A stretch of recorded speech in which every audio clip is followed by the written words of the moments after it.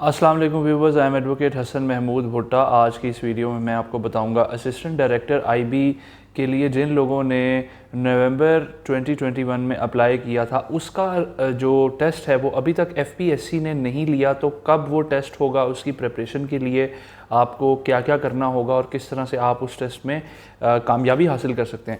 Viewer, सबसे पहली बात तो ये है, ये मैं आपको बताता चलूँ कि मैंने इसके ऊपर एक और बड़ी एक्सटेंसिव वीडियो बनाई हुई है। आप मेरे चैनल पे जाके प्लेलिस्ट में जाके उसको देख सकते हैं, वीडियोस में जाके उसको देख सकते हैं और उससे फ़ायदा उठा सकते हैं। तो व्यूवर्स, बात ये है कि असिस्टेंट डायरेक्टर आईबी जो है वो एक बेसिकली बहुत ही ज़बरदस्त पोस्ट है। इसमें आपका ग्रेड 17 होता है और 50 के करीब जो है वो सीटें आई थी और पंजाब की जो हैं वो भी काफ़ी ज़्यादा सीटें थी। इसी तरह से सिंध में भी थी, बलूचिस्तान में भी थी, केपीके में भी थी और लोगों को इसका बहुत ज़्यादा इंतज़ार है कि सीटें कब आएंगी। प्रिपरेशन लोग कर रहे हैं लेकिन कुछ लोग डीमोटिवेटेड हो गए हैं कि शायद ये पेपर होने भी हैं कि नहीं होने। तो आज इन्हीं सब पॉइंट्स को मैं डिस्कस करूंगा वन बाय वन। प्रिपरेशन के हवाले से मैंने आपको पहले भी ये बताया था और एक बार फिर आप लोगों की रिक्वेस्ट पे आप लोगों को ये बताने लगा हूँ कि प्रिपरेशन जो है आपने एडीआईबी की सबसे पहले आपने 100 मार्क्स का जो स्क्रीनिंग आएगा आपने उसकी प्रिपरेशन करनी है। उसकी प्रिपरेशन के लिए आपकी 20 मार्क्स की इंग्लिश आएगी। इंग्लिश का पोर्शन यार उसको तो आप लोग ऐसे करेंगे कि जैसे पानी के अंदर तावीज़ घोल के पीते हैं, इस तरह से आप इंग्लिश को प्रिपेयर कर लें क्योंकि इंग्लिश मोस्ट इम्पॉर्टेंट पार्ट है। अगर इंग्लिश में आप लोग 20 में से आप 10 आउट ऑफ 20 स्कोर नहीं करेंगे तो आप फेल हो जाएंगे ओवरऑल पेपर में। तो इंग्लिश को बहुत अच्छे तरीके से करो। इंग्लिश के बोनस नंबर होते हैं और बहुत आसान इंग्लिश एफपीएससी पूछता है, उसमें कोई रॉकेट साइंस नहीं होती। अगर आप उसको आसानी से कर लेंगे तो आसानी आप पेपर में जो है वो क्लियर भी हो सकते हैं। अगर आपका जनरल नॉलेज, पाकिस्तान अफेयर्स और इसके साथ साथ आपको करंट अफेयर्स जो हैं वो नेशनल और इंटरनेशनल लेवल के आपको जो लास्ट 2 ईयर्स हैं उनके पता होने चाहिए, ठीक है जी। जैसे कि 2021 के, 2020 के और अगर हो सके तो 2019 के भी कर लें। सिलेबस में इंक्लूडेड नहीं है 2019 के, बट आप हो सके 2 से 3 साल के पिछले जो हैं वो आप करंट अफेयर कर लें।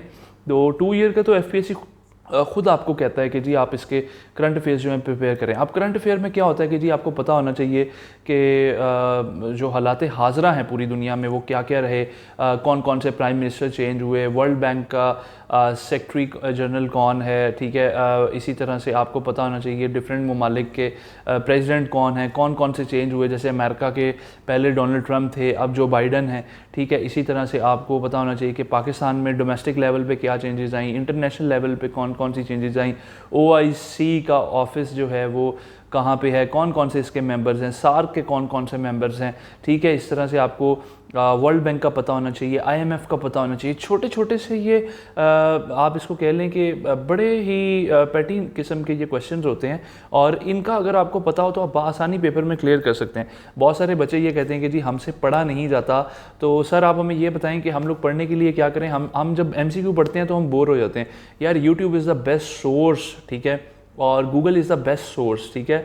अगर आपको मैं ये कहूँ कि आप गूगल और यूट्यूब से ही तैयारी कर लें तो ये भी आप अगर सिर्फ इसी से प्रिपरेशन करेंगे तो आप बासानी पेपर में जो है वो क्लियर हो सकते हैं। इसके साथ साथ मैं आपको ये बताता चलूँ कि इंग्लिश का पोर्शन हो गया, साथ आपने इसमें असिस्टेंट डायरेक्टर आईबी के लिए आपको इंटेलिजेंस ब्यूरो बेसिकली इसको कहा जाता है, फेडरल पब्लिक सर्विस कमीशन इसका पेपर लेता है। 17 स्केल होता है, गजेटेड ऑफिसर होते हैं। पेपर कब होगा, मोस्ट इंपॉर्टेंट क्वेश्चन आपको बताने लगा हूँ कि पेपर कब होगा।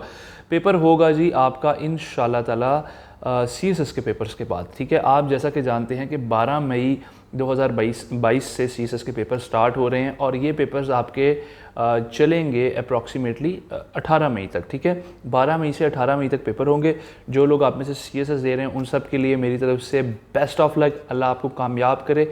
और उसके बाद जो है उसके कुछ अर्से बाद महीने के अंदर महीने 1.5 महीने के अंदर आपके जो हैं वो आईबी का आपसे पेपर ले लिया जाएगा। तो आईबी की प्रिपरेशन अच्छे से करना। जो लोग आप में से क्लियर होंगे वो लोग शॉर्टलिस्ट होंगे डिस्क्रिप्टिव एग्ज़ाम के लिए। बहुत से बच्चे मुझसे ये पूछते हैं कि सर डिस्क्रिप्टिव की प्रिपरेशन हमें बताएं तो डिस्क्रिप्टिव का भी आपको बताया जाएगा, किस तरह से आपने प्रिपेयर करना है, किस तरह से आप डिस्क्रिप्टिव में अच्छे मार्क्स ले सकते हैं, किस तरह से आप डिस्क्रिप्टिव को बआसानी क्लियर कर सकते हैं। लेकिन उससे पहले MCQs हैं, अगर आपके MCQs अच्छे तरीके से क्लियर हो जाते हैं, ठीक है, अगर आप 75 मार्क्स जो है वो MCQs में ले लेते हैं तो डिस्क्रिप्टिव के लिए आप कॉल अप हो जाते हैं। FPSC जो है वो एक सीट पे 8 लोगों को शॉर्टलिस्ट करता है, ये बात ध्यान में रखिएगा। इसके साथ साथ मेरा अपना पर्सनल जो ओपिनियन है वो ये है कि आप इस चीज़ को छोड़ें कि क्या मेनली क्राइटेरिया है, क्या शॉर्ट लिस्टिंग है, किस तरह से है, ठीक है। वीडियोस हम बना देते हैं ताकि आप लोगों की रहनुमाई हो सके, लेकिन आप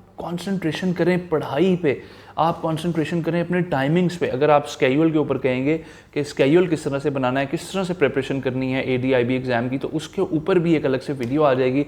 तो व्यूवर्स इंशाल्लाह ताला मिलेंगे नेक्स्ट वीडियो में।